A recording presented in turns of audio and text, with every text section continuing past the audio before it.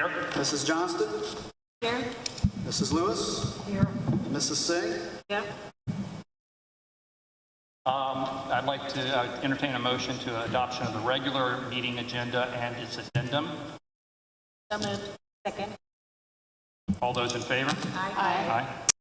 I'd also entertain a motion to go into executive session in accordance with ORC 121.22G1 and ORC 121.3.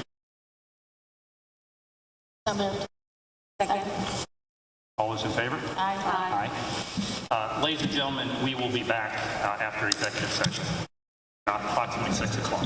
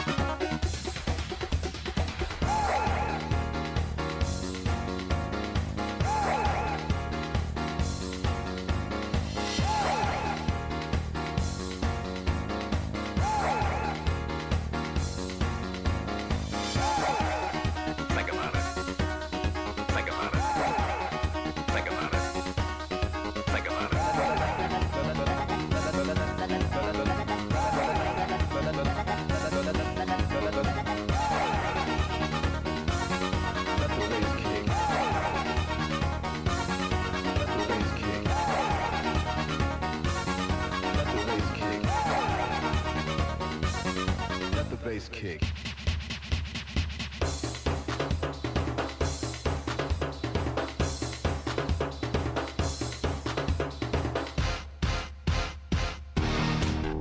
Think about it. Think about it. Think about it. Think about it. Think about it. Think about it. Think about it. Think about it. Think about it. Think about it.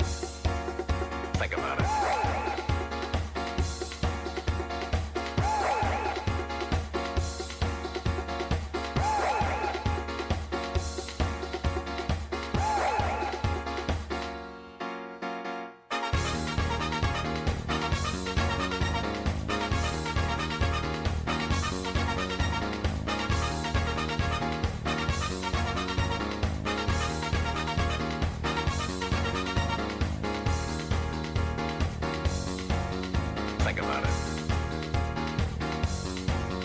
Think about it. Think about it.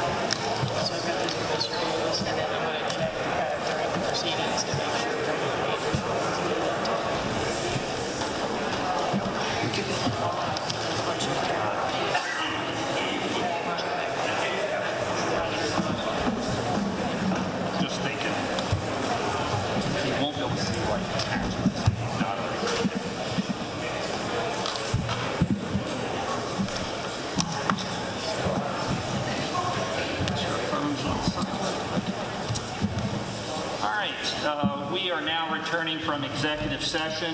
Appreciate your patience. So I'd like to now have the Pledge of Allegiance. Where is our flag? All right. Mr. Davis, would you lead us? Pledge allegiance to the flag of the United States of America, to the republic for which it stands, one nation, under God, indivisible, with liberty and justice for all.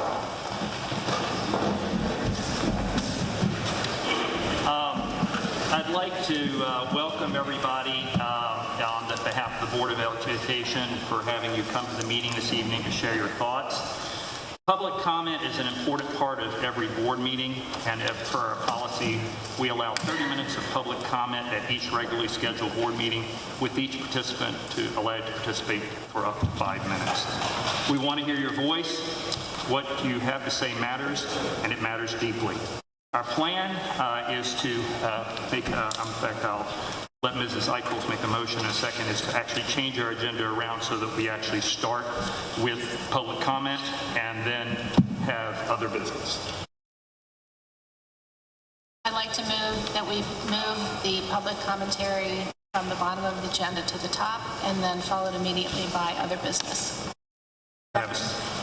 All those in favor? Aye. So, Mr. Davis, would you please give the rules for public comment and how things are going to work? Certainly. The way I would like to do this and keep it the most organized and efficient way we can so we can hear as many voices as possible, what I'm going to do is call the first 3 names on the list, and I will have the first person go to the podium. If the next 2 people could go to Mr. Nichols, who's standing over there, we'll sort of set up the on-deck circle, so to speak. After the first person is done, I will then call up the next person on the list as they're exchanging positions. That way that person can come down and be ready to go. I will be keeping track of the 5 minutes. I will let you know when you're at 4 minutes, so that way you know when it's getting close. Have I missed anything else? I just would like to add, and I'm really not worried about it, but I'll go ahead and say it. Please, state your facts, state your opinions. Let's just be respectful of other people have differing opinions. So thank you very much. One other thing I would like to ask, if you have written notes and would like those submitted for the board minutes specifically, please hand those to Mr. Nichols on your way out after you finish. And I would add to that, if for some reason you don't get the opportunity to speak publicly because we run out of time, we would invite any written comments to be added to the minutes afterwards. So, Mr. Davis, you want to call up our first people? Certainly. The first 3 names I have on the list are Jeff Heineken, Ben Hall, and Scott Holzoffel. You could please come up.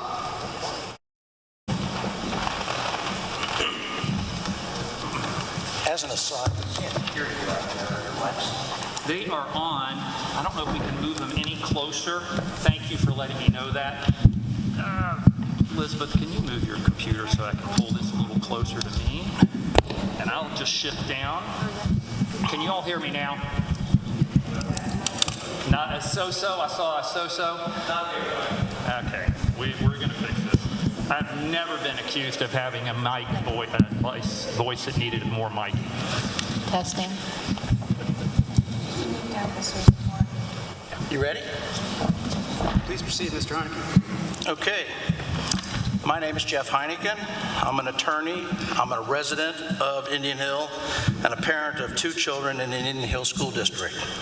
I am against mandates.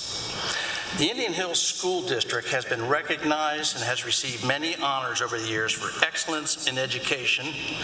Mostly recently, the project Lead the Way Distinguished School for Science, Technology, Engineering, and Math. Tonight, I wish to continue this teaching for excellence and educate our community and the Indian Hill School Board on how to address the issue before us. This will take people's commitment to listen, not just hear, to learn, and to do their homework. The project before us is, do we make masks mandatory or optional? The lesson plan to me is simple. Be honest. Do not deceive or cloud the issue with cherry-picked information, and thoroughly do your homework. With all due respect to the Indian Hill School Board, 3 board members walking into a special meeting with masks, preaching science, but in reality showing solidarity for a predetermined decision was disingenuous. The board president stated he was pleased to hear the community speak, yet ignored everything the community said. The board paid lip service to cries for freedom of choice, parental consent, mental and physical health issues, and 2 pleas from parents that their children were scared to go to school because of masks. No way to learn if one is not honest. Do your homework. I do not believe the board members did their homework.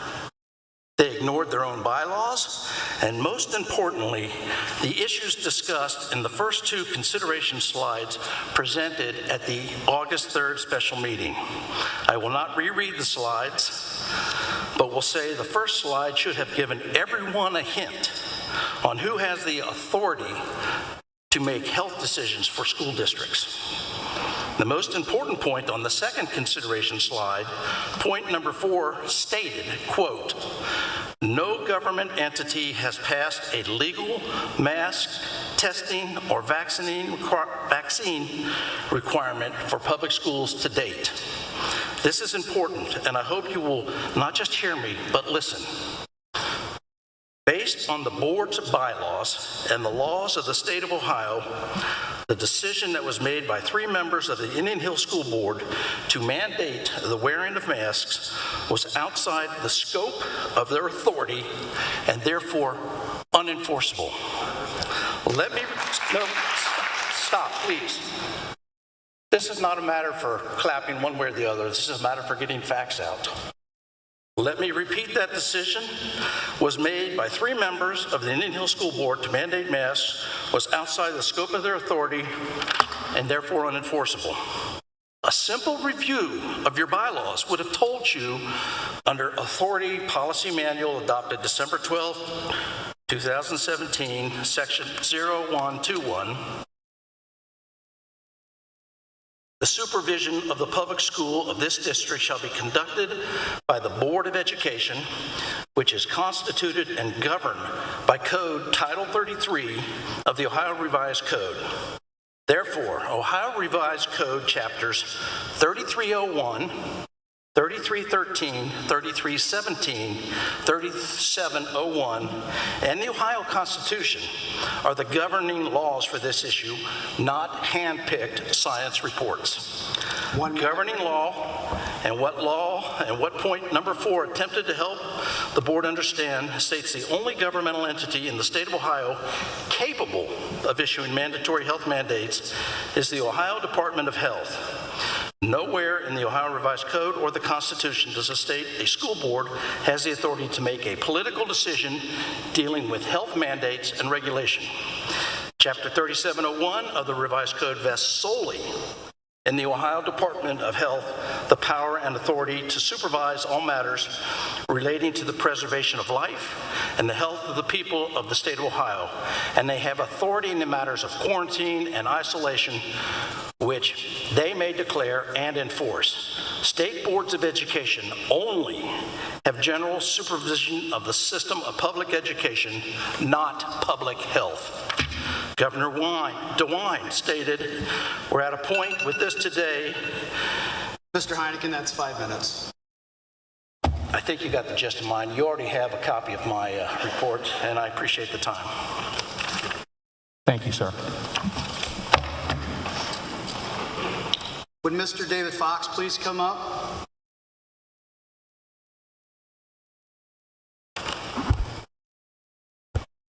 Try to get close to the mic. It really I'll do my best for you. Okay. Am I in the clock? Yep. Great. Start. My name is Ben Hall. I am a husband and proud father of 3 children who attended Indian Hill schools. I graduated from Indian Hill as a lifetime student in 1999 and am the current Indian Hill Boosters Association president. My wife, class of 2000, and I met at Indian Hill, and I hold some of my life's best memories from my time in the school system. Last Tuesday was the day I was disappointed to be associated with Indian Hill due to the decision made by the board, but mostly due to the dubious nature of the meeting and the lack of transparency with our community. We can debate the bylaws and what they say, but the board has to, and what they have to do with notices, but I think as a community we can all share agreement that it was not handled well. Moving on, I want to say as a parent first and foremost, I can understand that there are all kinds of views on this discussion, and I absolutely sympathize with those who have children who are immunocompromised. I can't imagine the stress added to this situation, and I want those parents to know that I certainly understand their viewpoint while at the same time respectfully disagreeing with your decision. What I am asking is that those parents that are here to support last week's decision consider the other side of the discussion as well. I assume if the shoe was on the other foot, you'd want a choice to be able to wear a mask. We may disagree on masks, but we're all parents, and I hope we can all agree that we as parents should be the ones making health choices for our children. It's our job as parents in this community to protect our children, but to also not let this divide us, as our community is too powerful and Indian Hill too great a place to be bifurcated when our children need to be united in our support for them. I'm not a scientist or doctor, but it's clear to me from family experience wearing masks for the last year in school has had a negative effect on my children. They've developed high levels of stress and anxiety, leading to motor tics that we never saw before masks. They now complain about feeling like they cannot breathe at school. They complain about headaches when they get off the bus from having masks on all day. They have trouble sleeping because of the headaches. These negative side effects have caused them to fall behind in their studies while creating social anxiety with their peers. As a parent, I can't in good faith stand by and let this continue. Our kids deserve to be heard from as well, and to ignore the impact these masks are having on mental health from limited social interaction and increased stress and anxiety is downright offensive to parents with children suffering from mental health problems. Not once has there been any extensive consideration to the mental health effects of masking other than one board member last week stating masks had no mental effect on children. I found that offensive as someone who has experienced it at home firsthand and cannot believe that a statement like that would be made diminishing mental health concerns. In his address last week, Governor DeWine stated individual choice is the most important thing. Parents should choose for their child, not the school board. Our school board did not even bother to lay out parameters or benchmarks for why they made the decision, nor give us guidance on what benchmarks will need to be hit for them to lift it. Are we going to do this for a year, 5 years, 10 years, indefinitely? In conclusion, I love Indian Hill Schools and have my whole life. I volunteer my time and our family donates financially to help ensure the current students and future Braves have as great of an experience as my wife and I did here. Indian Hill has been a special place and we're lucky to be a part of it. We need to stop the divide and act as a community on this by compromising with each other for mask optional. It's a win for both sides, and it's unrealistic to keep our kids in these masks forever, and also unrealistic for the kids if they choose to or have compromised health not to be able to wear masks if they feel it will protect them. Again, I'm sympathetic to parents whose children have physical challenges that make contracting any virus a serious situation. However, that does not mean we must all comply with mandates that we don't believe in for our own children, especially when they lead to the continued mental detriment that we're experiencing. How's that fair? Do physical risks outweigh mental risks? I know that may be unpopular to some, but please remember, we're parents too. And we should be able to mutually respect that all of us as parents deserve to be able to make our decisions for our children without pressure from others who don't agree with our point of view, or even worse, interference and mandates from a school board that doesn't appear to be interested in hearing from all of us. Thanks for your time. Okay. Thank you, sir. Ken Frazier, please come forward.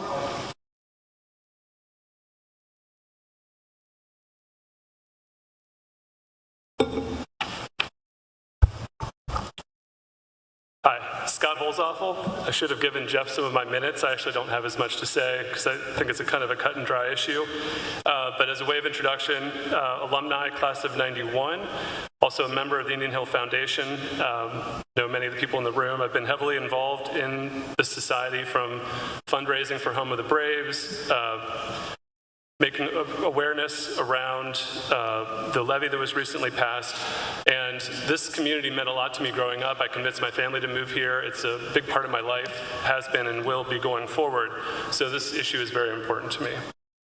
So I'm also a father of two, sophomore and a seventh grader. And once again, I appreciate the opportunity to speak tonight.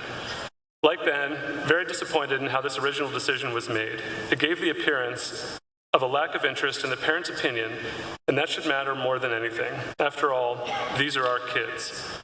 Large decisions like these should be made with the input of parents and not based on gut and intuition. As you revisit the decision from August 3rd, there's a few things I want you to consider. First is that choices have already been made. So at the beginning of the pandemic, and we all know this story, as a society we wore masks, we sheltered in to protect the elderly, to protect ourselves. We continued to wear the mask and follow these actions until there was a vaccine. And then we continued to do that again until the vaccine was readily available. And that's where we are today. We have 3 readily available vaccines that you could go out and get on a moment's notice. So that tells me that everybody ages 12 and up has made a decision how they're going to deal with this vaccine. For our family, it was the right decision for us to get fully vaccinated, and that's the choice we made. However, others have assessed risk, and they have personal beliefs, and they've chosen not to. And I'm fine with that as well. That is their choice. For those concerned about the Delta variant, whether vaccinated or not, they can choose to wear a mask and balance the risks as it ebbs and flows. Again, personal choice. It should not be dictated by the board when we as parents are fully capable to make the determination for ourselves and our own kids. And my last point is the data. When you look at the data in the state of Ohio, and I won't go into this exhaustively, it's infinitesimally small, the chance that they get hospitalized. When I say they, I mean the kids under 11 who do not have the choice of a vaccine right now. So this data was pulled as of August 9th, and so for kids ages 5 to 10, the case rate is 3.28%. The hospitalization rate is 0.03. There's been 1 death, and so that makes the death rate 0.0001. Pretty small. If you look at the next age group, 11 to 13, it was blended in the Ohio data, the case rate is 5.02%. Hospitalization rate, 0.4%. Death rate, 0. If you want to group that with ages 0 to 4, if we're concerned about that, the death rate is 0.0003, and the hospitalization rate is again 0.04. This is no greater than any risk we probably take driving our car, getting the flu, the regular flu. So I feel like we're making a decision where the chances of getting this are so small, and it's impacting our kids in many different ways that are not even measured by death and by hospitalization. So with that said, I appreciate the time up here. Hopefully you take our point of view into consideration in making your decision. Thank you. Thank you, sir.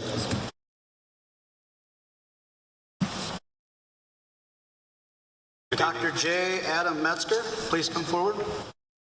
My name is David Fox. I have been with DHL for 34 years. We moved to Indian Hill when my son Jake, who just graduated, is going to Purdue this fall in the 2nd grade. Can you get a little closer to the mic? Sure. Our experience has been outstanding on many fronts. This one presents a challenge, and therefore I feel the opportunity is needed and to be taken advantage of to speak.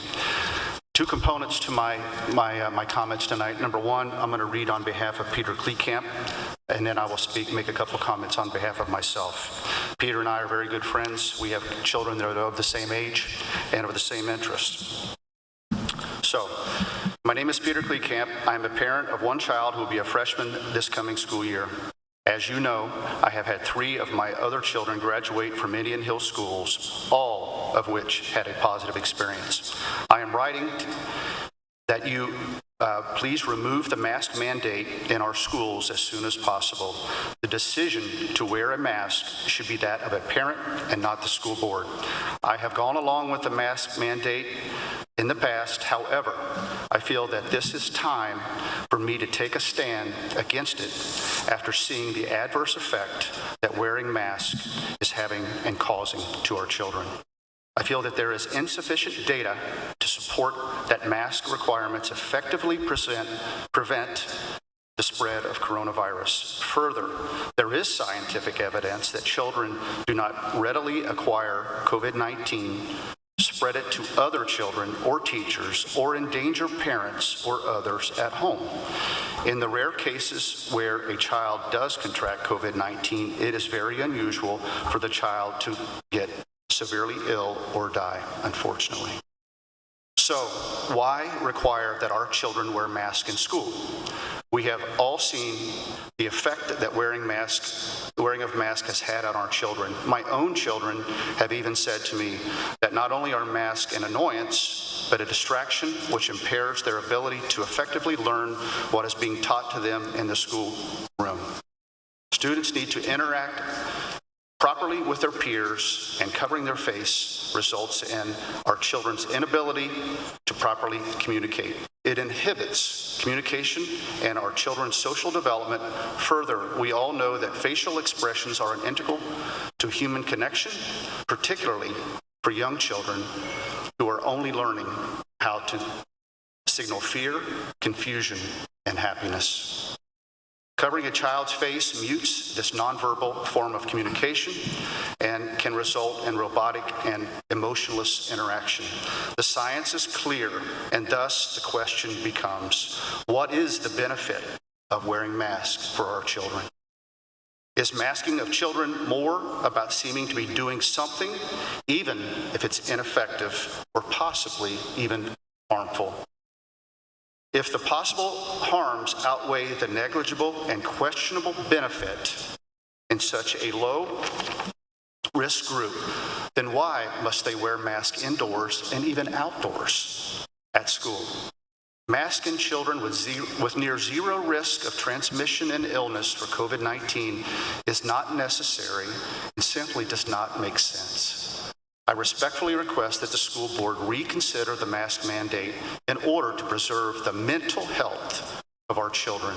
Our children today deserve to have a positive school experience, free of unnecessary and oppressive pandemic restrictions that dramatically diminish their school experience. Thank you for your time, Peter Cleveland. Now, I just have a very quick two comments. Please. You're on 1 minute, right? 1 minute, and I'll get through it. Thank you. From my perspective, and other parents I've spoken with since your decision last week, I'd like to understand from the school board what you know that other major schools in Southwest Ohio don't with regard to masks not being optional. Specifically, Madeira, Mason, St. X, St. Ursula, Milford, Loveland, Sycamore, Deer Park, and I could go on. In conclusion, I'm asking you to make masking a choice. I am full of support of those who choose to wear one, and I would ask that you respect our choice not to. Thank you for your consideration. Thank you, sir. Danielle Lyons, could you please come forward?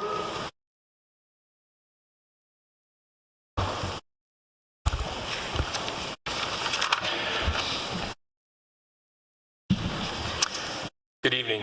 My name is Kevin Again, Frazier. please go close to the mic. It's just, it's not picking people up well. My name is Kevin Frazier. Our family has lived in Indian Hill for over 11 years. We have 3 kids in the district attending Indian Hill School this year. I'm here this evening to advocate for masks being optional and a parental choice. My time will be very brief and will focus on the legal problems presented by a mask mandate at Indian Hill and the decision that was made on August 3rd. Jeff, at the beginning, referred to the Ohio Revised Code, and I'm going to talk about that as well. First, under the Ohio Revised Code, section 121.22, subsection F, you failed to provide adequate notice of the meeting held on August 3rd. For everyone here, the Ohio Revised Code of Laws and Administrative Rules sets forth requirements of public officials to take official action and conduct all deliberation upon official business only in open meetings, unless that subject matter is specifically accepted by law. Therefore, your decision on August 3rd presents serious questions as to compliance with Ohio Revised Code section 121.22 subsection H regarding open meetings and open decisions by public bodies such as this one. On this point, I would ask you to note the decision made last week in the Hamilton County Court of Common Pleas, which found that the Mount Healthy School Board violated this exact law, and after 3 board members voted in a coordinated manner, and the community became outraged. Also, I think it's important for everyone here to understand there is pending law set to invalidate entirely your mask mandate decision on other grounds. Ohio Senate Bill 209, which banned masks mandates in Ohio schools, is set for a vote in the coming weeks and has a high likelihood of passing. Also, the United States Sixth Circuit Court of Appeals, which governs our federal court district, currently has a pending decision brought by parents asking a school mask mandate to be invalidated based on, imagine that, Or imagine this, the First Amendment of the United States Constitution, which also has strong support and stands to invalidate this mask mandate. To summarize, we believe this board failed to give the stakeholders of this community clear notice of the August 3rd meeting as required by the Ohio Revised Code. There are also great questions of board member collusion in the decision made on August 3rd in violation of the Ohio Revised Code. Finally, you made a decision which has a high likelihood of being invalidated in the coming weeks, not only by the Ohio legislature, but the 6th District Court of Appeals. With all these significant legal challenges with your August 3rd decision mandating masks, we ask that you please reconsider and allow what is legally correct and ultimately fair for everyone here in the district, that parents have a choice whether to mask their children or not, and make that choice optional. Thank you for your time. Thank you, sir.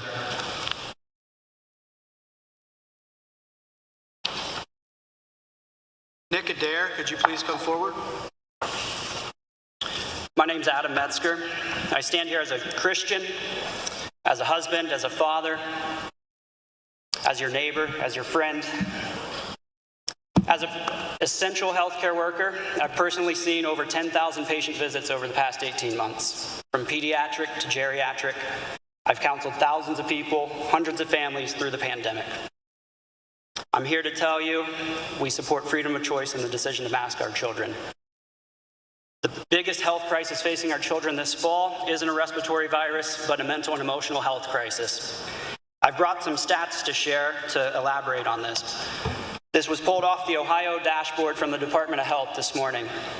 In our school-age children from 0 to 20 years of age, over the past 18 months, there have been roughly 158,000 cases confirmed COVID, 7 deaths in this cohort, all of whom had pre-existing medical conditions. That represents a death rate of 0.00004. Masking our children will not lower this number. The concern then becomes, well, our children could be asymptomatic carriers and bring the virus home to their family. So if we look at the Ohio dashboard numbers from this morning, from 0 to 60 years old over the past 18 months, that would represent the majority of parents, teachers, and administrators in the district. Roughly 883,000 cases, 1,600 deaths roughly. This represents a death rate of 0.0018. To frame it differently, a recovery rate, if you're 60 years or younger, of 99.92% in the state of Ohio. 1,600 deaths sounds like a big number, but to frame it even differently, I went and looked at the suicide rates in the state of Ohio. We don't have 2020 data. The most recent is from 2018 and 2019. If we look at that same cohort, 18-month average of deaths from suicide, 2,430 deaths over an 18-month period on average. If we break that down to our school-age children, 0 to 20 years of age, 18-month death average from suicide in the state of Ohio of 351 deaths. This is the public health crisis we're facing. This is the public health crisis that masking our children will perpetuate. And sadly, it's hit home in our district, closer to home than anything from COVID has. I'd encourage all the board members to look at the social and emotional learning standards set forth by the Ohio Department of Education. They've identified 4 domains that are critical around this area. In fact, there's 18 pages of core competencies outlined. If you're not familiar with them, please look them up, because this is the metric we should be filtering this decision through. Masking our children will get in the way of the majority of these 18 pages of stated outlines for our social and emotional development of our children. With that being said, there's currently no federal or state mask mandates in place from the public governing health bodies. This is a decision best left in the hands of our public health officials, not our school boards. Focus on the academic, social, and emotional well-being of our children. Leave public health and safety in the hands of the elected public safety health officials. Please support freedom of choice in this matter. Do not mask our kids next year. Thank you very much. Thank you.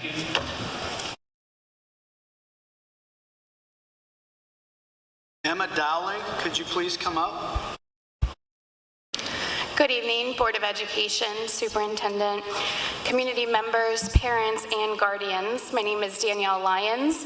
I am a parent of 2 Indian Hill students. I'm also a teacher who puts student safety and well-being in the forefront of my mind. As a middle and high school teacher for 20 years in a school district where masks are optional, I have always valued that education is a community effort, that students, parents, teachers, and administrators are key stakeholders in this educational community, and that each stakeholder holds a unique and valued position within our school community. Freedom of choice and bodily integrity are key factors of growth and development. Masking causes a student to lose their sense of identity and freedom. Forcibly masking children is a degradation of their humanity. Masking suppresses their facial expression. Facial expression and body language are integral aspects of our communication. Students need to hear what their teachers say and communicate effectively with their peers. Masking inhibits the learning process and breaks down human bonds and relationships. It is of the utmost importance for us to educate the whole child. The well-being of a child is highly dependent on the emotional connection with others. For many, masks create a threatening and unsafe environment where emotional connection becomes difficult. They do not see school as a safe and secure environment that it should be. As a teacher, I can tell you, many students are struggling mentally, socially, and emotionally. They no longer want to come to school. Working with high school students, I don't know how I would get them to comply with a mask mandate without risking the relationship status that educators work so hard to cultivate. Asking our administrators and teachers to be mask police places an undue burden on them as it breaks down the mutual respect and trust. With mask optional, students and parents are free to make their choice, mask or no mask. They have the freedom to make the choice as cases rise or fall. They can change their mind from one day to the next, like I've seen so many parents do. Mask at the zoo, no mask at cheer. Mask at the ball game, no mask at practice. Respecting parents and students' right to choose is a key component to children feeling safe and ready to learn. Parents and students should be able to choose based on what makes them comfortable in their environment. Mask optional means that everyone wins. As our board, you have been elected to represent us, the stakeholders of this community. You have taken an oath to the Constitution and the Ohio State Constitution. Your actions on this board are not to be misappropriated by you to impose your own beliefs. The Indian Hill community has clearly stated they want mask optional. The majority of parents and students have indicated in a petition that they want mask optional. The teachers were surveyed and they want mask optional. The superintendent presented that he wants mask optional. The governor has stated it is for the parents in the community to decide. So here in Indian Hill, we have students, parents, teachers, our superintendent, and the governor all stating they want mask optional. After watching the August 3rd board meeting, which was called on short notice, it is obvious the board met with one clear objective to decide on this important issue. It's also apparent that the school board struggled to make this decision without key local data and stakeholders. This made it difficult for the board to come to a confident decision. We all have struggled with this pandemic for a year and a half. It has not been easy, but like I always tell my students, doing what is right is always hard.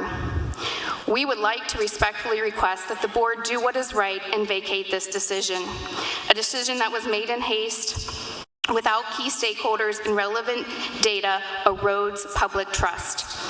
We ask for an open meeting to be held with proper notice to allow the community stakeholders the fair and honest opportunity we deserve to share our thoughts about our children's lives.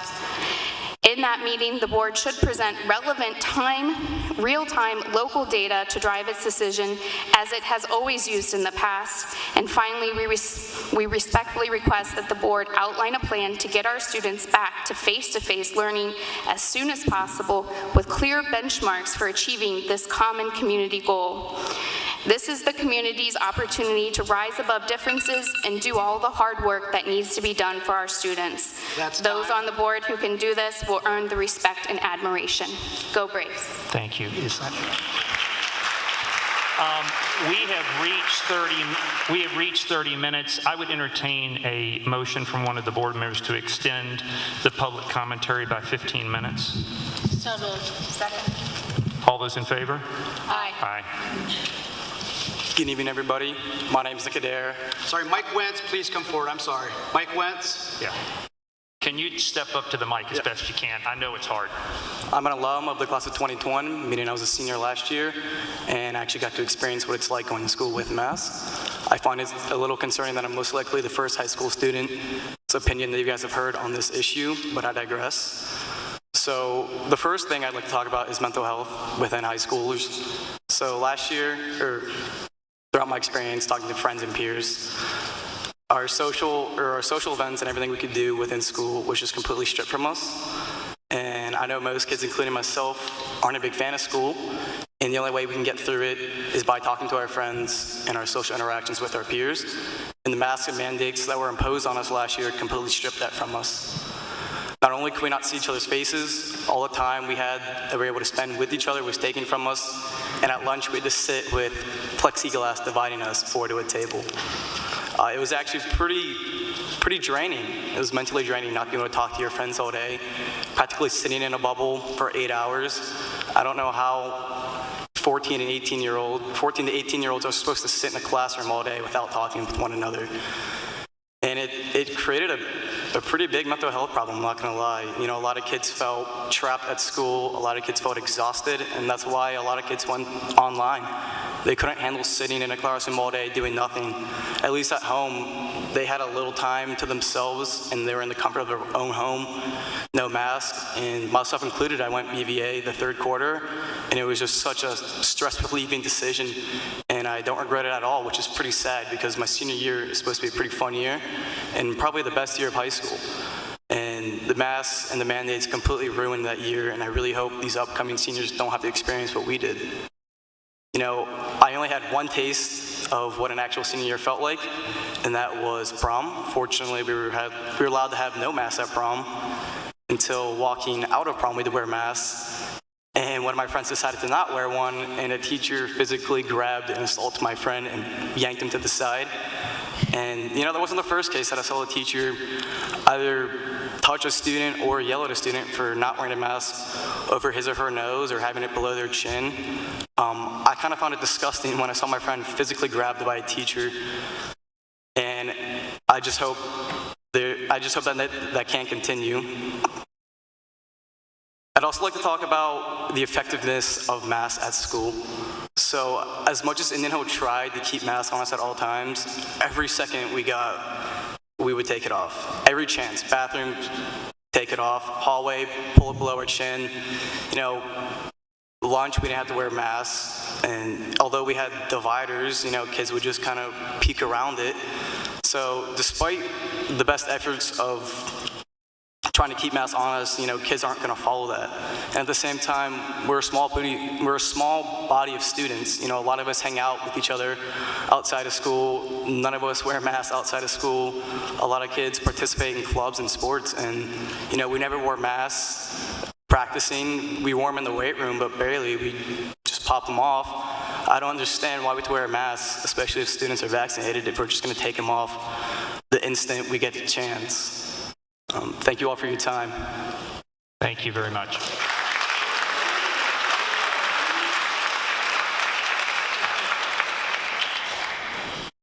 Libby Simmons-Callan, please come forward.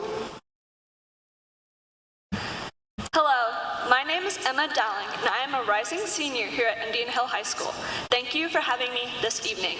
You only get 4 years in high school. As I enter my senior year, it will be the third full full or partial year interrupted by mask and social distancing rules. It makes me sad to think about another year of potential canceled activities and disruption due to mask wearing. I never realized the joy of seeing my fellow students smile until it was taken away last year. School became a cold and unfriendly environment and became a place I did not want to go to. The fun of school was gone. I'm speaking on behalf of all of those who have had the opportunity to be vaccinated and who do not wish to wear a mask for 8 hours a day. Not only did it prevent proper engagement among students, but it also affected our learning. It was uncomfortable and mentally grueling. It was sometimes very hard to hear the teachers as well when they teach. Also, I am very shy by nature, and mask wearing made me even less likely to share in the classroom. Further, it was a constant distraction. For example, teachers constantly had to stop teaching to police mask wearing, which always interrupted course activities. I realize not all students are able to or wish to be vaccinated, and I see no problem in them choosing to wear their masks. We should support them in their decision, but I strongly believe that mask wearing should be optional and the choice of students and parents. This would best accommodate all students at Indian Hill. We do not know how the Delta variant may spread. We may at some point be forced to wear a mask again, but that time is not now. 25 of our local surrounding school districts have left this decision up to the parents. In addition, as our governor, Mike DeWine, has not issued a mask mandate for schools, I do not believe our school board should either. Thank you. Thank you.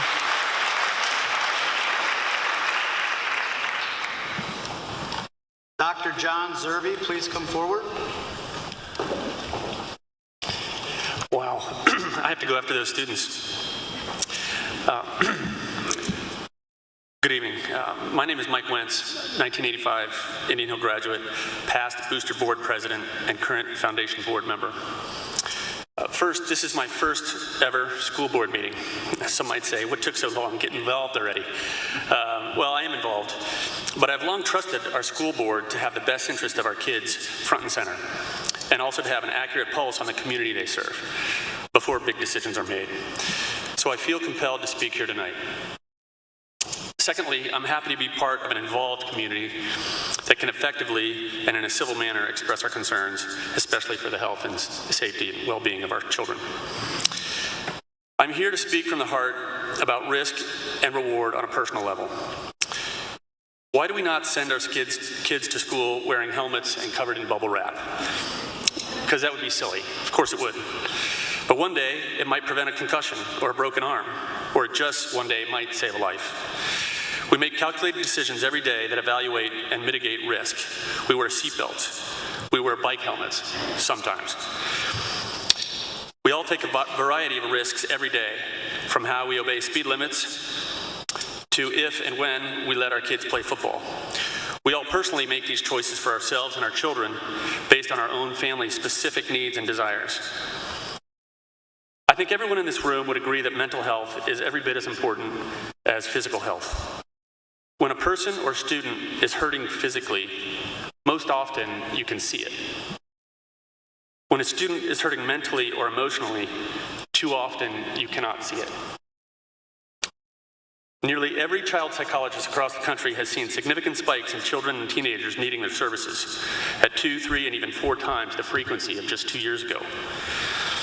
I don't think any of us really know what kids are going through these days. We'd like to think we do. We try to know. But many kids are struggling with some kind of emotional stress. Some we know about, and some we don't. This has always been the case, but it's clearly worsening now. And unfortunately, sometimes it's really bad. Too infrequently, a family might be lucky enough to get some kind of sign, or be contacted by caring friends, or something happens and you notice something before something really bad happens. This describes our family. We got lucky, really lucky. The distance between everything being okay and not being okay is sometimes razor thin.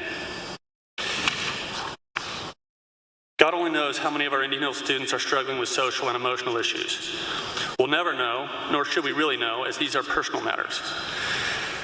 Some might say a mask is a piece of cloth. What's the big deal? What can it hurt? Well, in life, sometimes the little things matter. A friend smiling at another passing in a freshman hallway. A teacher's smile of appreciation for a student's efforts. Personal interactions at school are supremely important.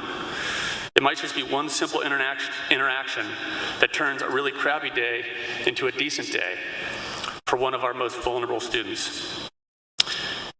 And nobody can deny that our Indian Hill teachers are the heartbeat of our school. They are the closest to this issue and truly understand how important meaningful student-teacher interaction can be. I can't imagine a teacher that doesn't want to see their students expressions of joy or even struggles so they can teach more effectively. Uncompromised, effective teaching at the highest level is what Indian Hill has always been about. Our teachers voted face coverings to be optional. I truly believe they know what's best for our students. Thank you. Thank you, sir.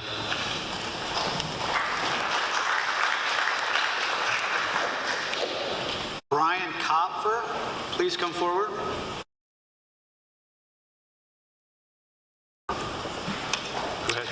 Good evening.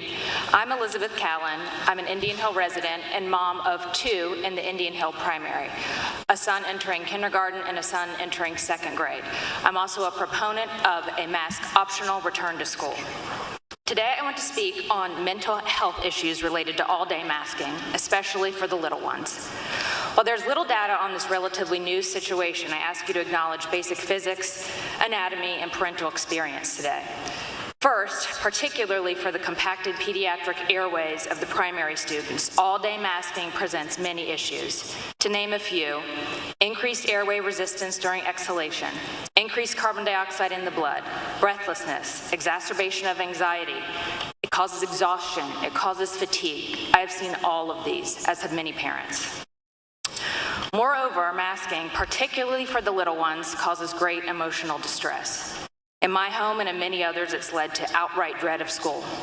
In the morning, dread. Distracted learning, fear of socialization, misunderstood direction from faceless authority figures, apathy, disconnect, anger, and incredible frustration. Overall, this puts our most impressionable children in the starting blocks, loathing school, missing foundational social and language development at a critical and delicate stage.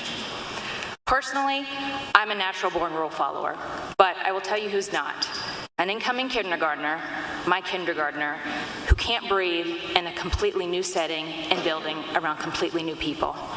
We're setting up our primary for failure, and it's sad. I'd also like to address the August 3rd meeting. A board member at that meeting, Ms. Singh, indicated at the meeting that she had just completed international travel days before. Now, I referenced the CDC's website under the headline, After International Travel. It reads, you may have been exposed to COVID-19 on your travels. You may feel well and not have any symptoms, but you can still be infected and spread the virus to others. You and your travel companions pose a risk to your family, friends, and community for 14 days after you travel. Goes on to suggest masking and 6-foot distancing, whether vaccinated or not, after international travel. Now, Ms. Singh obviously looked at the CDC information upon her return, decided still to attend in person, but wear a mask, disregard the 6-foot measure. So she accepted some of the CDC information and disregarded some. And you know what? Good for her. She decided for herself what was best for her. And this is all we're all asking also. We are able to make the decision for our own families as to what's best for us. And we ask for mask optional. Mask optional, all win. Thank you very much. Thank you. We are at their 45-minute limit. I would entertain one final extension of 15 minutes. Would someone like to make a motion? Second. All those in favor? Hi. Aye. Dr. I would like to say something. So I know everybody is here with their concern, and we would love to hear from everybody. We can't hear you. Yeah. Take your mask off. I just want to hear the other side too. Yeah. We have to do it the way we've always done it, Vicki. We've got to do it the order that they signed up. So even though the people at the end might be the positive people, we're just going to listen for the next 15 minutes. If you cannot use up all your time, I appreciate it so that we can hear from everybody, but please go ahead. Okay. My name's John Zerbe. I'm a physician. I'm a practicing internist. I see patients every day. I was a GE Aviation medical director for 30 years where I did crisis management.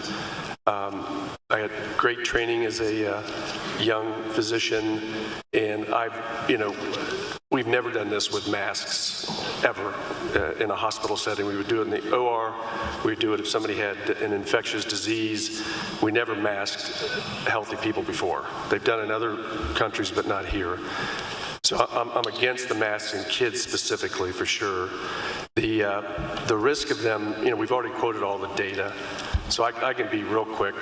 My oldest grandson is John Joseph Zerbe III. They call him Jack. He's named after me. He's the love of my life. I picked him up every Thursday during COVID, and he would get in the car. I'm half French, so we kiss on the lips a lot. So Jack would give me a real wet kiss because his mask was just soaked, and it was a fetid smell. I took it home and told Amanda, but Mom said, you got to wash this thing right now. So it was full of infection. I know that because I've smelled infection for 40 years. So the masks are not right, and we're trying to protect them. I get that. If this were a year and a half ago when we didn't have the data, I got it, so I was okay with that. Today we have the data. We know that these masks that Jack wears don't work. We know that for a fact. Nobody can prove to me that they do. And then, so I'll save some time for the person behind me. There's 26,000 school bus crashes each year, 10 deaths. Do we wear seatbelts in school buses? I've never figured that out. I didn't wear them. They don't wear them now. So the risk of a kid dying in a school bus crash is higher than a kid dying from COVID. So we don't wear seatbelts, so I don't think we should wear masks. Thank you. Thank you.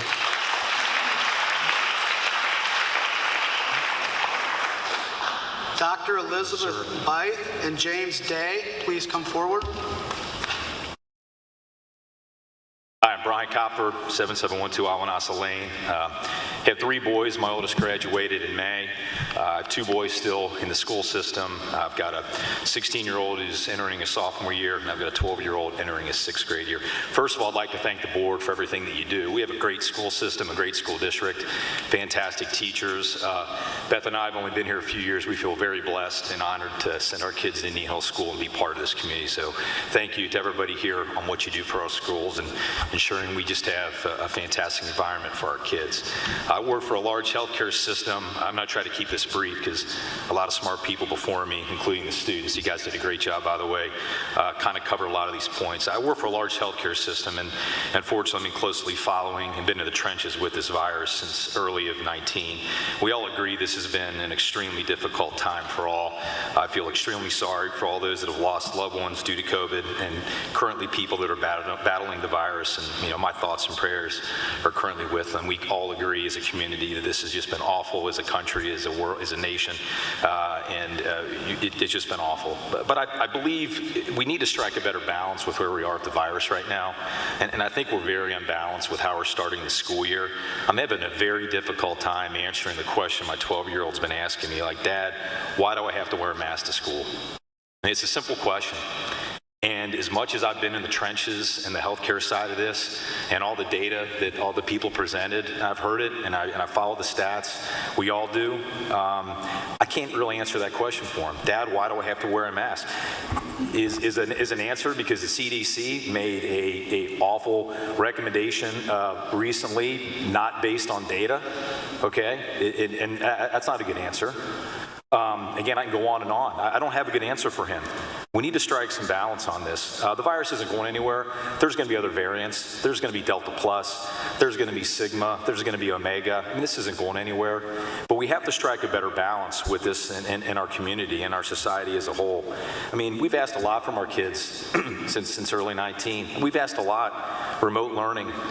missed sports, limited social events, mask all last year. We've asked our kids to do a lot, and they have stepped up to the plate. My 12-year-old gets his second shot next week.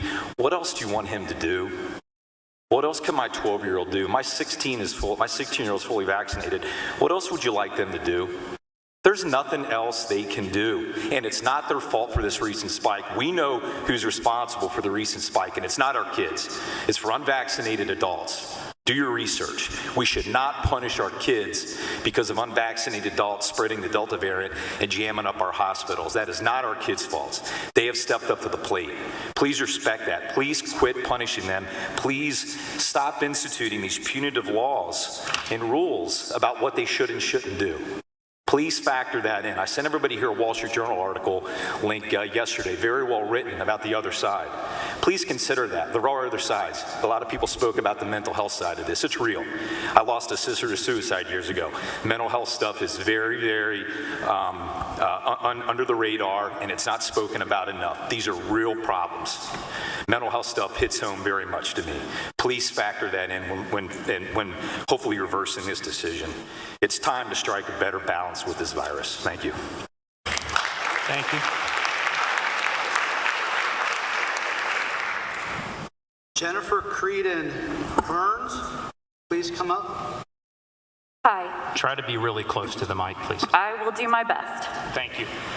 My name is Dr. Elizabeth Biter. I'm a resident of the district, parent to a rising sophomore and a rising sixth grader. I'm also an outpatient or a family medicine physician caring for both hospitalized and outpatient patients, including COVID patients and children. And as a physician, I would like to share some facts. Last week, a record 1,599 children were hospitalized with COVID.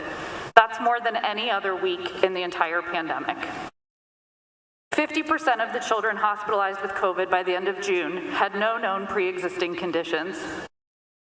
This is not a pandemic that spares children. One death in a child is too many. They aren't supposed to die. It is also true that the Delta variant now makes up more than 80% of cases in Ohio, and that it has an infectivity rate more than twice that of the original strain. So in the initial infection, an infected person would pass that disease on to 2 to 3 other people.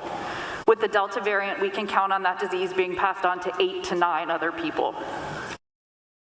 There's also recent data that shows even vaccinated individuals can spread COVID to others. When we are exposed to a virus, it takes hold in our nasal passages and replicates there. Once we get enough virus, we have symptoms. But before we have symptoms, when we cough, sneeze, talk, or sing, we express virus particles in a cloud of respiratory droplets, and those float through the air. As the secretions evaporate, the particle gets smaller. When someone's wearing a mask, the particles are big enough that it stops those particles from escaping. Masks work to protect others, not the person wearing them. To be successful in reducing transmission, everyone needs to wear one. We know this works. It's what allowed quarantine guidelines to be revised last year, provided everyone involved in an exposure was masked.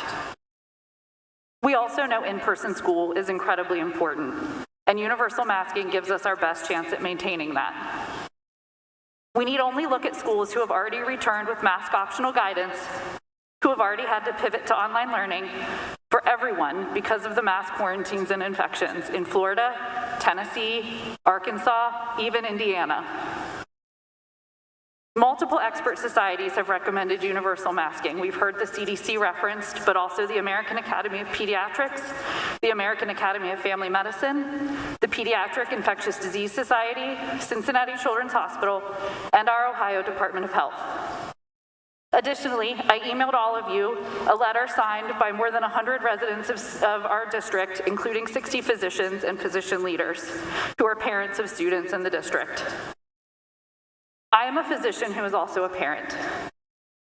At the beginning of the pandemic, when we didn't have the protection of vaccines and we didn't have a guarantee of adequate PPE, I showed up to work every day and took care of patients because I took an oath to do that. But I worried every day about bringing the virus home to my mother, who I rely on for childcare, or to my children. Thankfully, most of my family have been able to get vaccinated, but not my 11-year-old, who I call my outside child, who dreams of being a professional soccer player, who would be devastated by the effects of long COVID, and whose family would be devastated if he died. At the beginning of the pandemic, I worried I was the greatest risk to my children for infection. Now I worry that it's my school and my community. We are responsible for the well-being of each other. We are responsible for the well-being of the children who cannot be vaccinated yet. We as a community must act together to protect our children. At Indian Hill, we teach our children that being a brave means taking care of ourselves, taking care of each other, and taking care of the environment. Please. My ask is that you all do those things. Take care of yourself, get your vaccine if you're eligible. Take care of others, support universal masking in our schools, and protect our most vulnerable. Thank you. Thank you.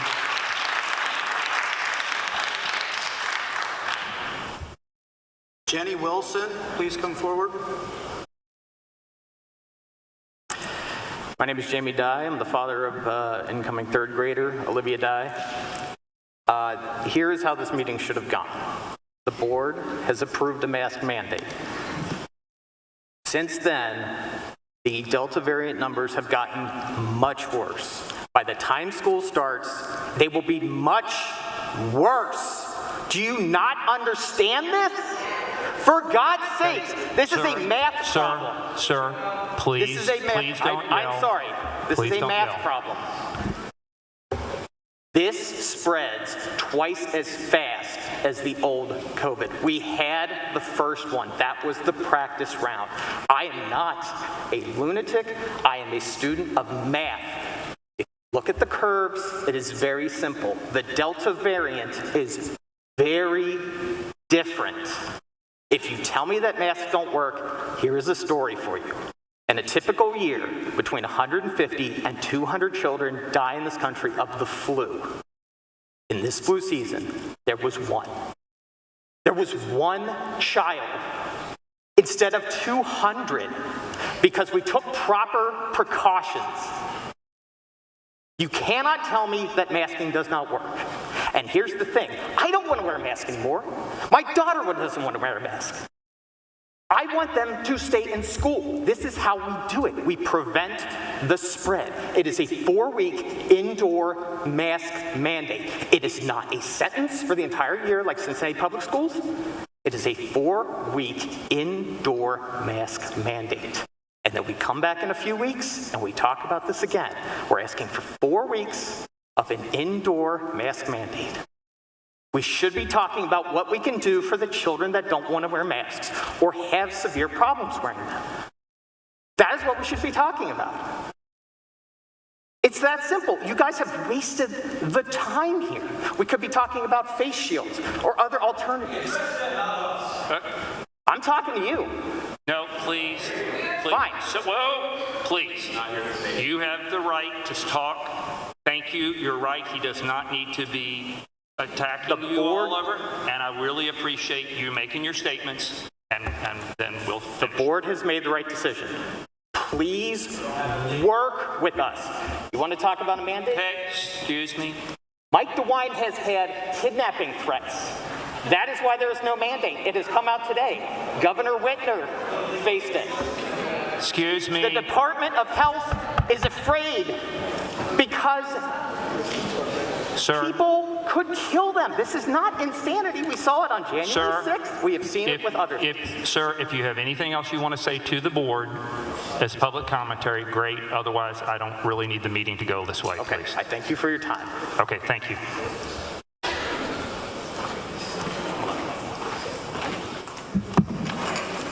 Nick Farrell, please come forward. This will be our last speaker. Every other speaker is going to have to submit your comments because we just really we cannot continue. But please, you will be the last speaker. Okay. I'm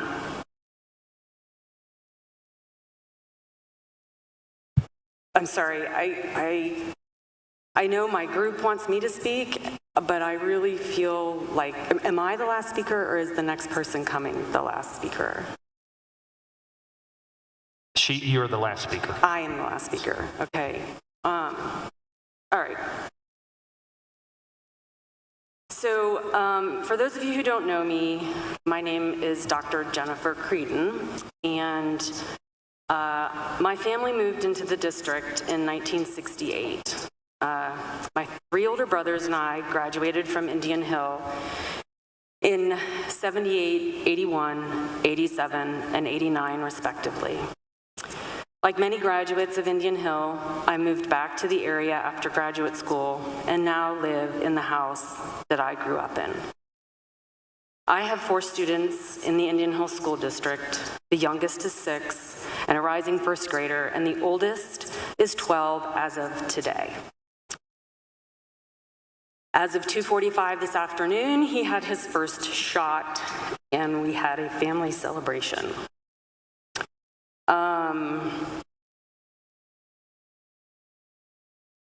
My husband and I are vaccinated. My husband is a nurse. Back in November, he brought COVID home to our family. It went through all of us. 3 of us have long COVID. My 12-year-old son participated in cross-country practice this morning for the first time. And he actually made it through practice, which was amazing.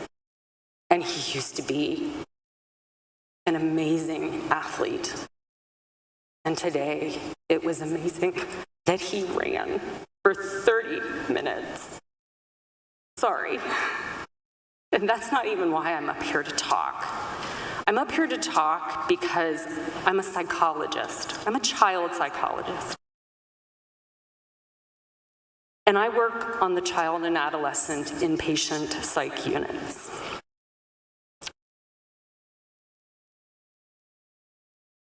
I want to be clear that I'm not here as a representative of children's. I'm here as a parent and as a professional that's worked in the area for over 23 years. There are several variables driving an increase in mental health issues associated with the COVID situation. I have them on here, but I'm afraid I'm going to run out of time, and so the least of them is masking.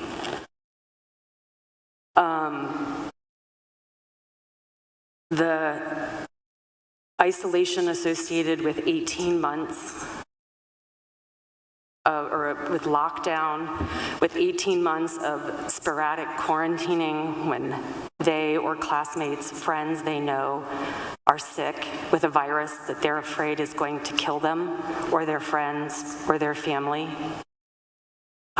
Those are the things that are driving the anxiety and depression that I've seen. I'm not going to say that no one has had a rough time with masking. I don't know that. I just know what I've seen clinically, and masking hasn't come up.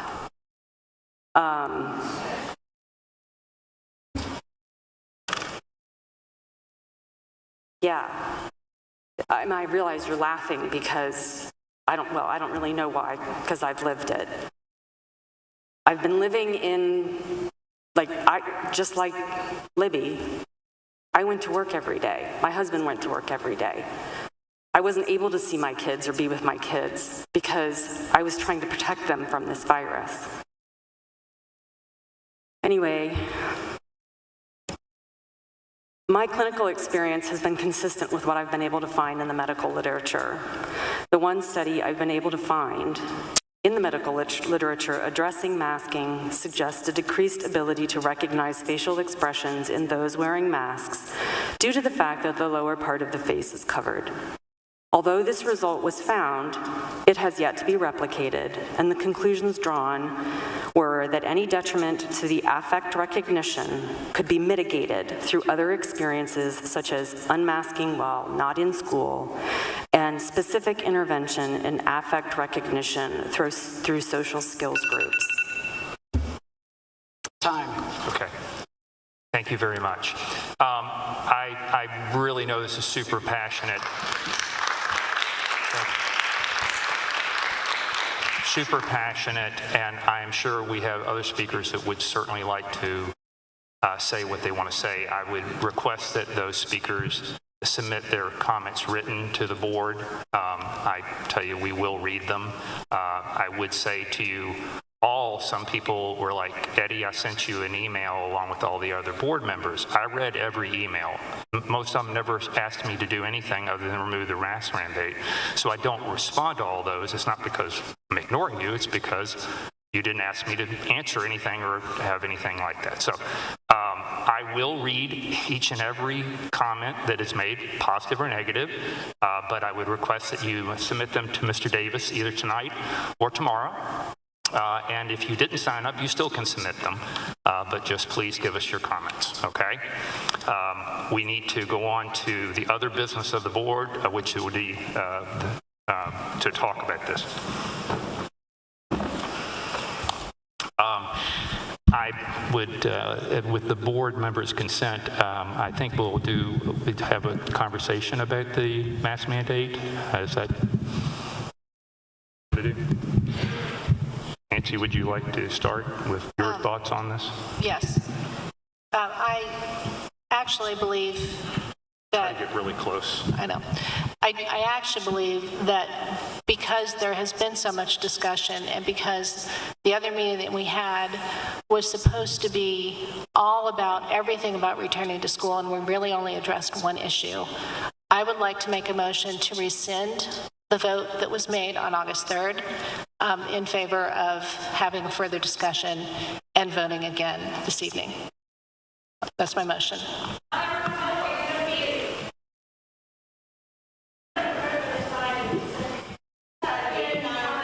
So wait a second. Hang on. I'm trying to open it for the board to have a discussion. So, Robert's Rules of Order.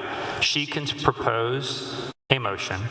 If someone seconds it, then we can have a conversation about that motion. Okay, so she has the right as a board member to make a motion at any time. Does anybody care to second that motion? Nancy, hello? Yeah, you got it. Can you possibly restate that so that there's a clear understanding of what you're doing? Yes, I'm making a motion to rescind the vote from August 3rd and to continue the discussion as a board in this public meeting. I second it. Okay, now we can have a conversation. I know everybody wants to clap, but it's just slowing us down, please. Can we, Nancy, could you talk about why you feel the way you do about that? And then other people can also comment on it, and then we can take a vote. I believe there's a lot more for the board to discuss. We never talked about any metrics or data that would lift the mask mandate. We don't have any trigger points. Last year, if you remember, we had the benefit of the yellow, green, red, purple, green, blue code, and that was something that we tried to follow, and it gave our administrators guidelines. Our job as a board is not to micromanage our superintendent and the administrators. Our job is to set parameters within which they work. And so I would like to, for that reason, have a further discussion. I also think there's the guidelines and mandates about quarantining need to be further explained and discussed so everyone understands the risks and benefits of a mask optional or a mask mandate. So I'm just hoping for further discussion. Okay. Elizabeth, since you seconded, do you want to say anything? I think that from the very beginning, I thought we were perhaps rushing into a decision. This is a decision that affects everyone, and data's rolling in every day, and we have to make a decision that serves the community, and I think it deserves more discussion. Mrs. Lewis, do you have anything you'd like to say about this? No. Mrs. Singh? I think we can. Yeah, really get as close as you can to that mic. Okay. I think there's no harm in discussing the guidelines, but I think if we need to do that, we have to do it before school starts, because I think on August 3rd, when we made a decision, there was a lot of data and a lot of research that we all looked into that was provided from Mr. Kennedy, from different sources that we all got in. And it's not that this decision was taken personally, or like, we thought that, yes, this is what I believe in. No.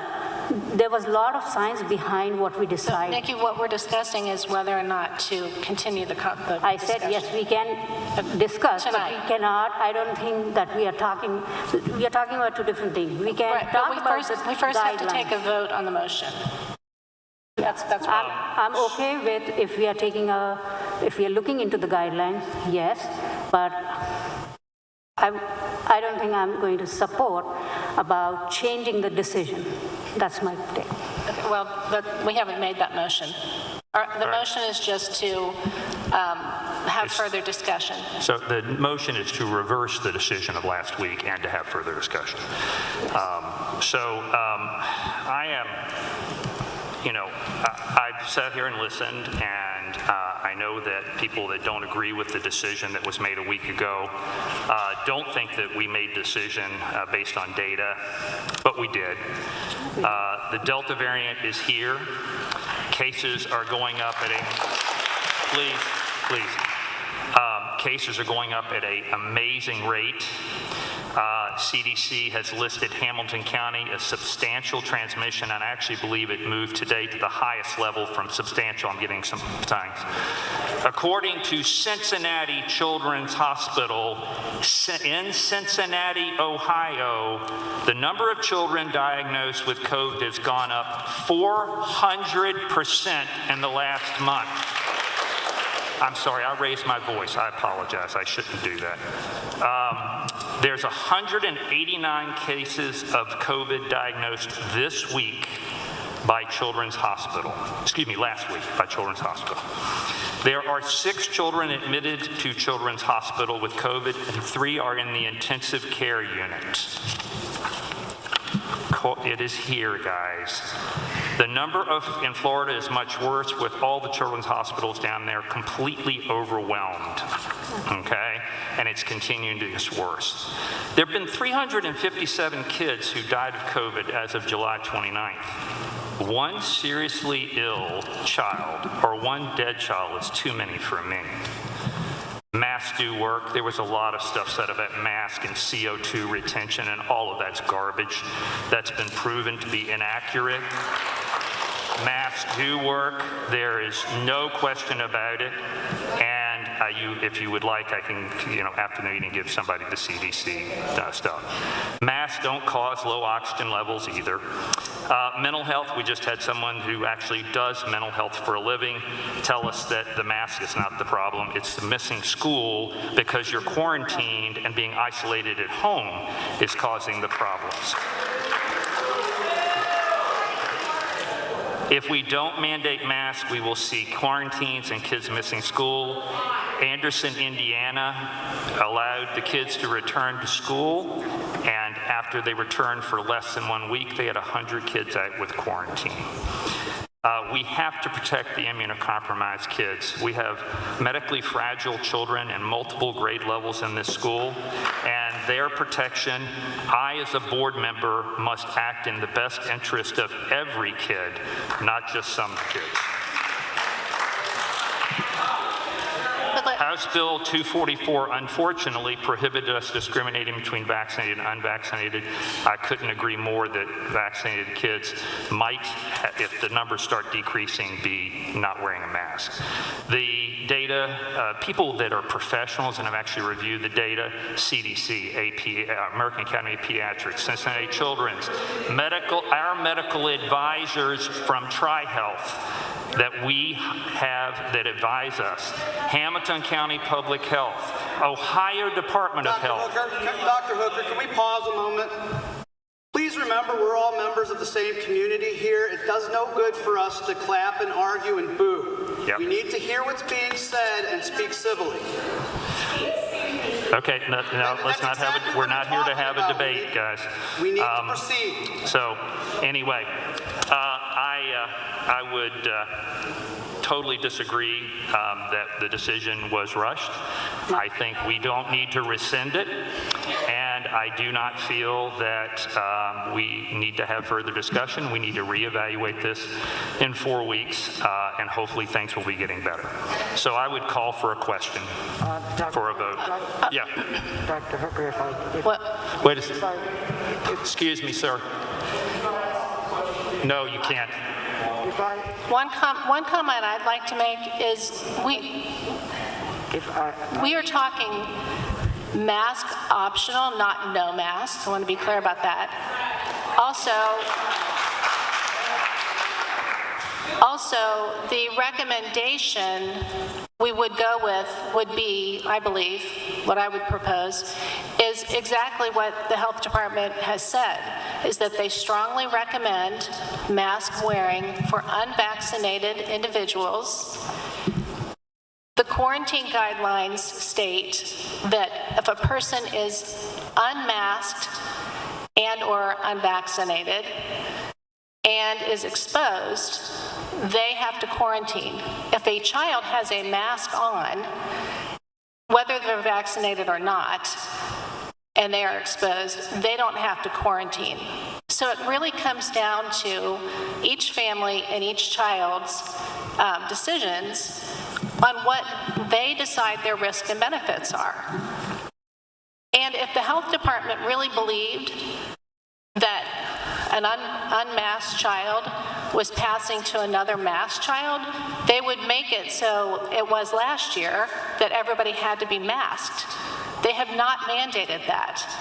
And we can argue all day long why or why not, but that's the only entity that we have to rely on as to what we're supposed to be doing.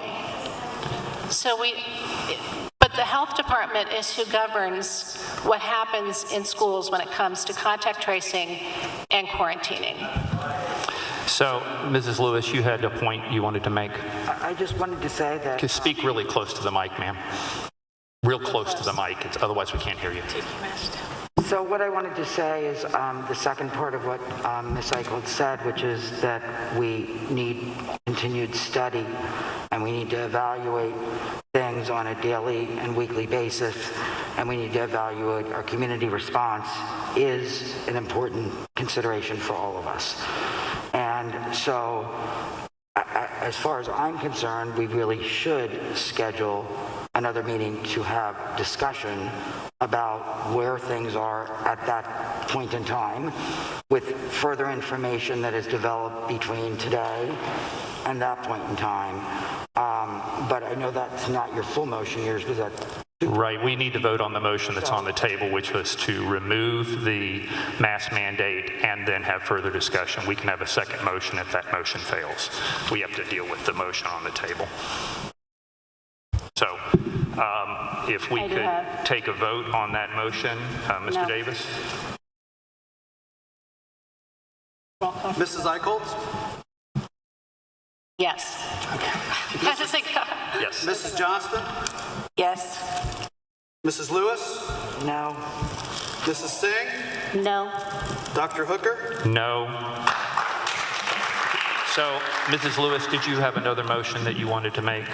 Well, I was just talking about what Mrs. Eichholz was talking about is I think that we ought to look at dates to try to have another work session and discussion about where we are given additional data. And after we've had an opportunity to read all the public commentary, which we haven't had the opportunity to do so as we sit here tonight. And I don't know if Mr. Konecki can reach out to our board members and try to get something on the schedule early next week or early the following week. Do you think 2 weeks would be good to gather information and get everybody's public commentary together? 2 weeks would be the 24th on a Tuesday? No, because school will have started. No, I think we should do it I think you should probably look at next week before school starts. Yes. Okay.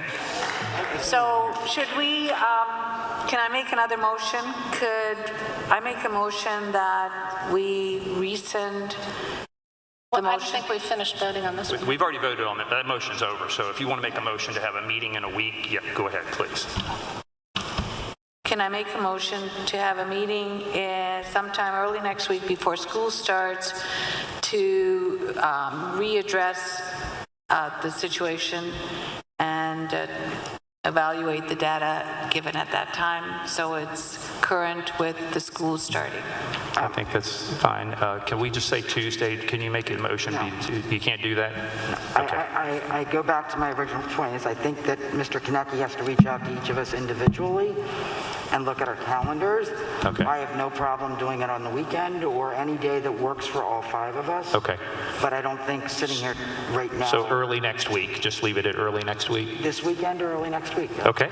Can you make that motion that way for schedule a meeting either this weekend or early next week? I'd like to make a motion to schedule a meeting for this weekend or early next week before school starts. Could I have a second? Can I clarify that, or can I ask for clarification? Are you asking to set a meeting for a work session specifically to discuss what I'll call the return to school policy, which is Yes. not necessarily just Yes. the mask mandate, but return to school? Yes. So if we could clarify that motion that Mrs. Johnston made, then... Would you clarify that, please, Elizabeth? She did. Yeah. And I seconded it, sorry.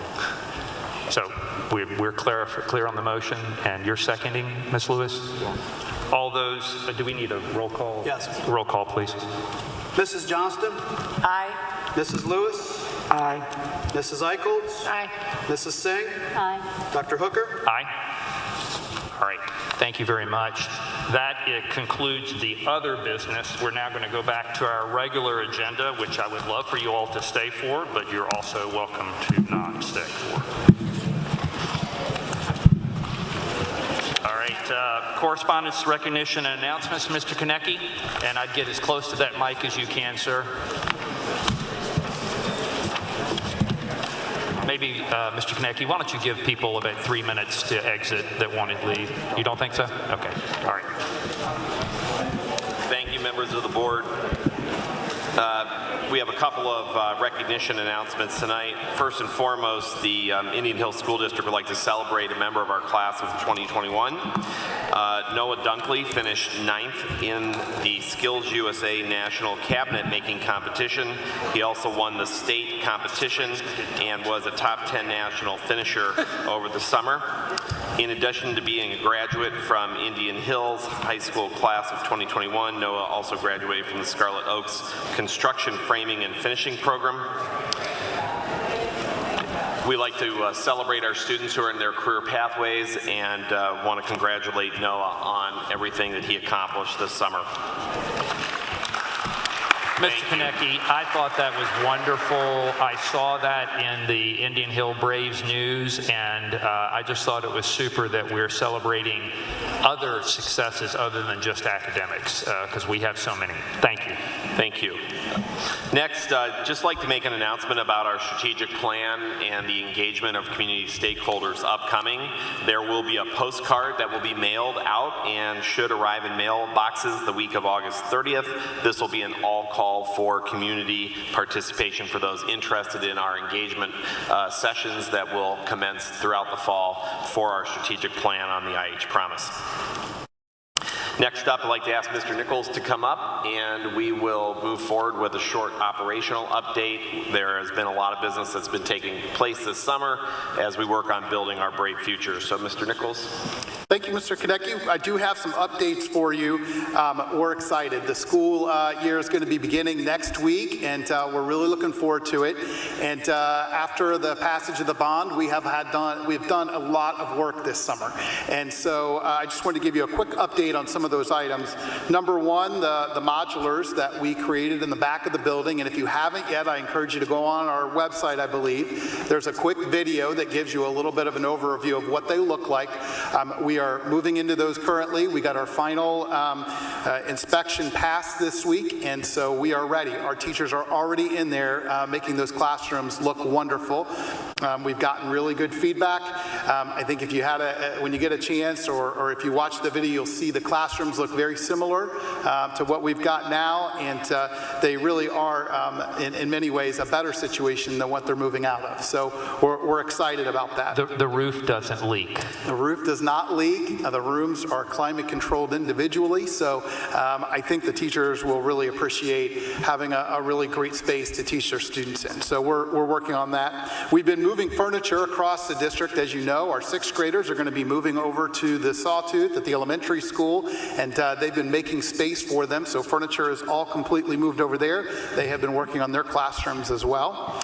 And then here over the next week, we're going to be finishing the final phase of a moving of our district utilities. And the best way I can explain it is the middle school being the original building on campus. We kind of had to unplug everything from that building and plug it directly into the high school. So we've been doing that. Utilities, fiber, water, all those things are being moved over so we can have that direct connection for them. So that process should be complete this weekend. So we're looking forward to that. And again, that will get us ready for school.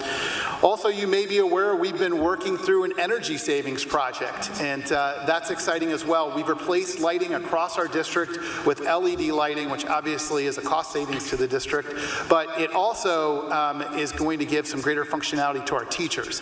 In all their classrooms, they have dimmable lights now, and so when you're showing a video or something that you need to bring the lights down, you can do that. Certainly they could close the blinds, but sometimes you need light. Students still need to write maybe while they're watching something like that. So we're excited that we've added that capability. And when you get a chance, if you're maybe a volleyball fan, you might go into our gym here in the near future at the high school, and it is air conditioned. Any of us who attended graduation a couple of years ago and sweat profusely through that will be excited. Hopefully we get perfect weather forever for graduation, but if the weather does not cooperate, we'll be able to go now into our high school gym, and it will be climate controlled, and that'll be great for lots of activities that we do here at school. We also completed actually last winter, but I thought I would bring it up, the ionization filtering that we've added to all of our schools, and we did that for the primary, the elementary, and the high school. So again, just making our air even cleaner. Obviously with everything going on right now, that's important, but it's important forever. And so we're doing that. We also have our HEPA filters, which will not only go in our classrooms, but we'll have those out in our modulars as well. And then we added a chiller to our elementary school, which gives us, again, it was time for that chiller to be replaced, but it was great timing with the energy savings project and certainly a more efficient piece of equipment for that area. And then finally, new construction, and I'll just continue to thank our construction partners every chance I get, our architect MSA and our construction partner Skanska, as well as Mike Mendenhall and his group who represent us as an owner's agent. We've got a lot of exciting things planned. You're probably not going to see too much just yet, but starting in September, they'll be clearing out the building and abating it. We do have some minimal asbestos, which wasn't harmful to students or to our staff while we were in there, but once they start demoing the building and disturbing it, it would be problematic. So they'll be getting rid of that in September, and then you will start to see in October demo. And my understanding is we're going to have some live video of that, so tune in at your leisure when you have a chance. It's probably better appointment viewing than whatever might be on TV, so take a look at that. But those are kind of the highlights of what's going on in the district right now. Thank you very much. It's just wonderful. I appreciate your guidance through all this, as well as our wonderful partners. Well, thank you, and I'd be remiss if I did not thank our facilities team.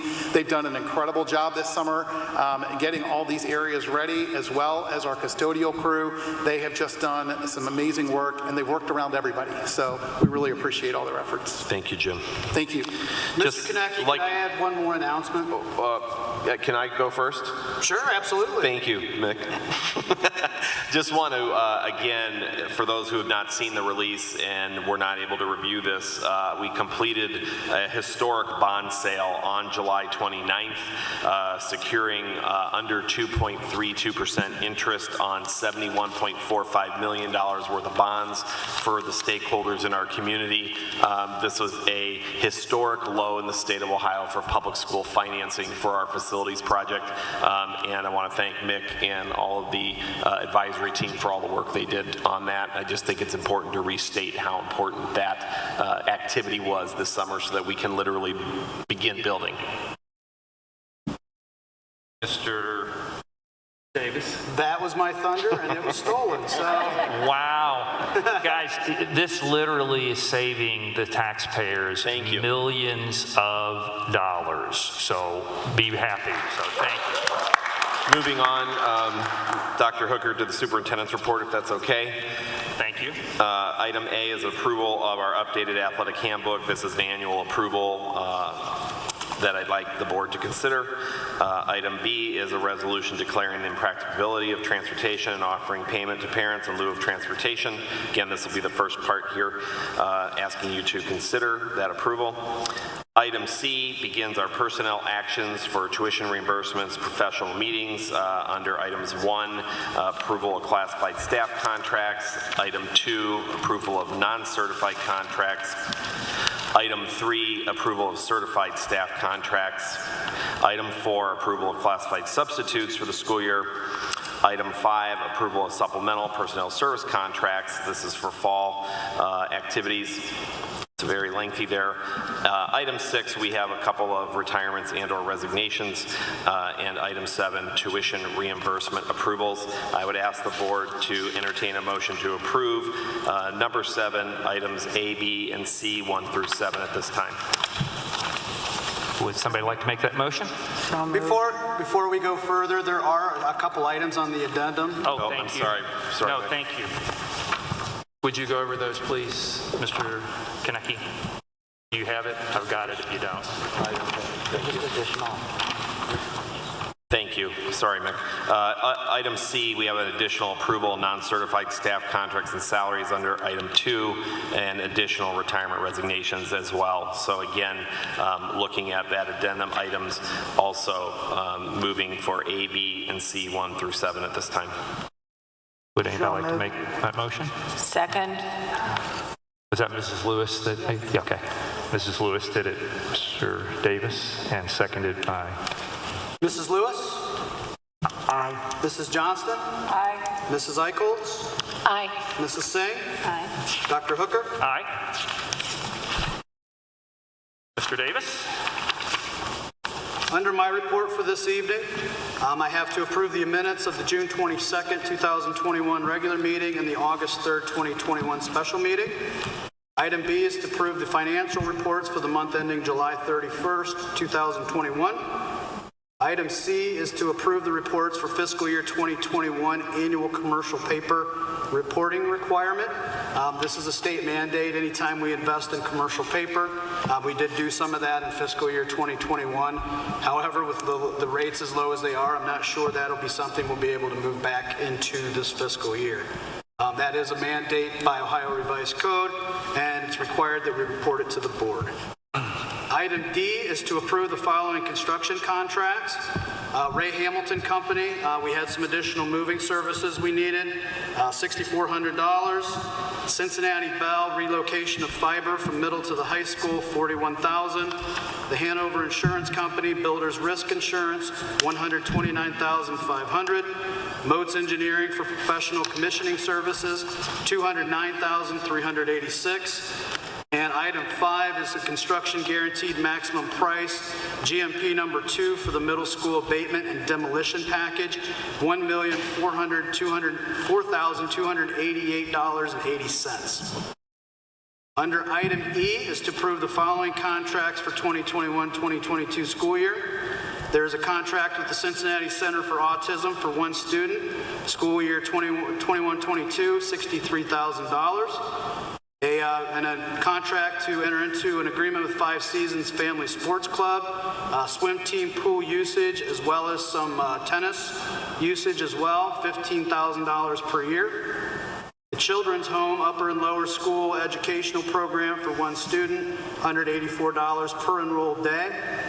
The Moats Group replacement of the multi-purpose synthetic turf field, Tomahawk Stadium, except the base bid only through United Purchasing Cooperative, $418,495. Cincinnati Children's Hospital for a private duty nursing services for two students, $71.44 per hour for an RN and $65.84 per hour for one LPN. That's per student. Then one item on the addendum is to approve with Griffin Sports Equipment a scoreboard for Tomahawk Stadium, $144,530. Under item F is to approve the school year change funds for the athletic department and the cafeteria, as well as change funds needed on a temporary basis throughout the school year. As you know, we went cashless last year in all of our departments. We did not use, we made this resolution last year, did not use it at all. For this year, we took the cafeteria fund from $700 to $200. They did state a need that occasionally students came in with cash and had no other options, so they needed a little bit of change to be able to manage that. We are currently working with the athletic department to decide what they need for the school year. We just ask that you authorize up to $2,500. If they don't need that, we certainly won't put it into circulation. Item G is the approval of fiscal year 2022 permanent appropriations resolution. And then finally, item H is a resolution to purchase school buses. We will be purchasing 3. 2 of those will be on our annual capital plan, and one of those is a replacement for a bus that was involved in an accident last year that the bus was totaled and no longer serviceable. So those are the 3 buses we will purchase this school year. That concludes my report. Does any board members have any questions before we vote on these? I just have a quick question. So, for the bus that got totaled, was it insured? It was. So did we get something back from the insurance company? We did. We actually will get the cost of to scrap it, and then the insurance company will pay for the replacement of the new bus with all the specs that were on the old bus for the current year. That's good. So we'll get equal value with the exact same specs on that, just at a newer year. Yeah. Yep. Okay. And one more thing is on the addendum, number 6, the Tomahawk Stadium scoreboard. Was this the one that was donated by one of the parents, or? It was. This was a donation from the Weiler family. Right. We just have to approve these, Nikki, when we spend money anytime, even if it was donated. Oh, Yep. okay. Since it's over 25,000, the school board needs to approve it. Yes. Yeah. Just wanted to clarify. Thank you. Any other concerns or questions? If not, I would entertain a motion to accept items, wait a second, A through H of the treasurer's report. And then the E in the addendum. And the addendum, thank you. So moved. Second. Mrs. Eichholz? Aye. Mrs. Singh? Aye. Mrs. Johnston? Aye. Mrs. Lewis? Aye. Dr. Hooker? Aye. Thank you. Dr. Hooker, item 9 is a Neola policy update. This will be the second reading. We conducted the first reading prior on the procurement and use of asthma inhalers in emergency situations. I'd ask the board to entertain a motion to approve that at this time. Yeah, just to clarify or remind people, this is so that a child that's never had their own inhaler, it has an asthma attack, the nurse can use the one that we buy to give it to the child. We just have to approve it. I would entertain a motion to accept. So moved. Second. Mrs. Eichholz? Aye. Mrs. Singh? Aye. Mrs. Johnston? Aye. Mrs. Lewis? Aye. Dr. Hooker? Aye. There being no further business, I would entertain a motion to adjourn. So moved. Second. All those in favor? Aye. Thank you, everyone. Thank you, everyone. And thank you all members of the public for being here tonight.